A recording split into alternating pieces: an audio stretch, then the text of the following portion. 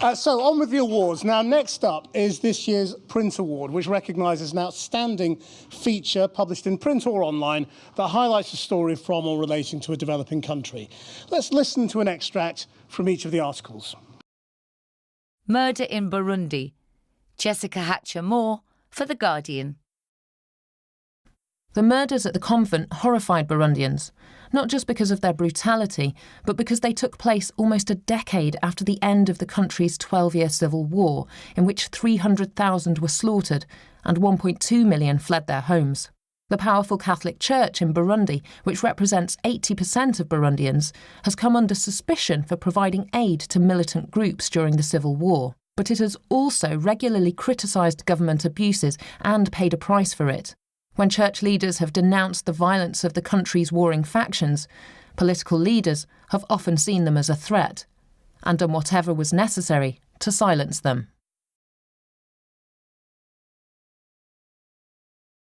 The dawn of Kosovo's football nation.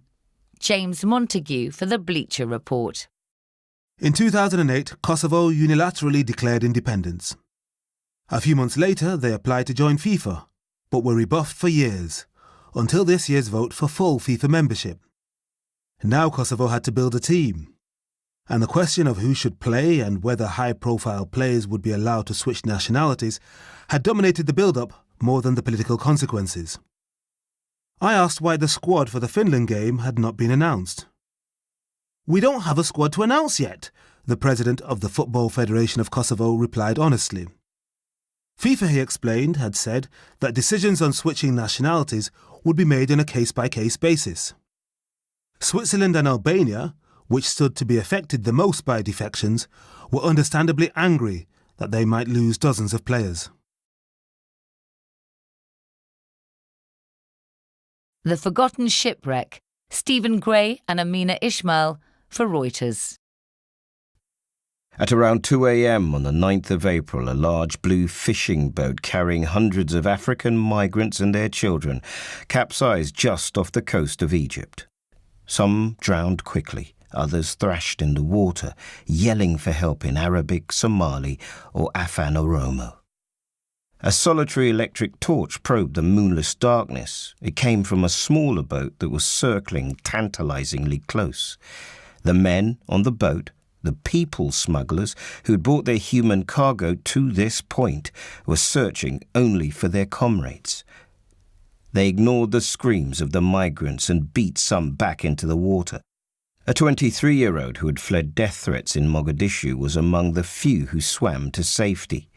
Amid the chaos of the sinking, he said his childhood friend had shouted to him from the water before drowning, "Could we not have been saved?" And to present the award, please welcome journalist, writer, Print Award juror, Ramita Navai.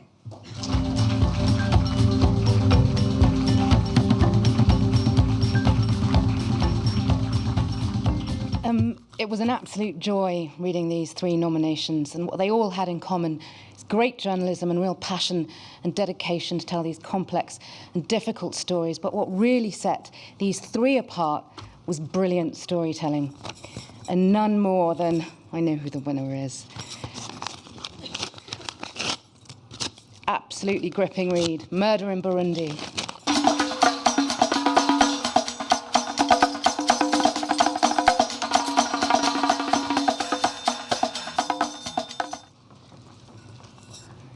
Gosh. So I moved recently from East Africa to rural North Wales, and I went into the local post office because I needed to send a small package to a friend in Burundi. And I passed over the package, and the lady behind the counter looked at it a bit more, and then looked at me and said, "Burundi, is that a country?" So thank you for this recognition. It means a lot. Thanks to Claire Longrig, my editor at The Long Read, for giving the space to the story that it needed, and to Pierre Clavé and Bonimpa and Bob Rugarica in particular, who put up with my endless questioning. So last year, my husband, who's a photojournalist, was arrested on spurious terrorism charges in Burundi. This was 2.5 weeks before our wedding, which gave my mother a bit of excitement. Within 24 hours, nearly all of the world's media websites had run stories about it, and the next day he was released. In July last year, however, the Burundian journalist John Bigirimana was similarly arrested, disappeared, presumed dead, while covering a story in a rural area. Nearly 12 months later, virtually the only media outlet to have covered his disappearance is Iwachu, the Burundian newspaper he works for, and the only independent media outlet still standing in Burundi today. We live in a world of gross imbalance, and I'm very happy to be here accepting this award from an organisation that seeks to redress that. Thank you.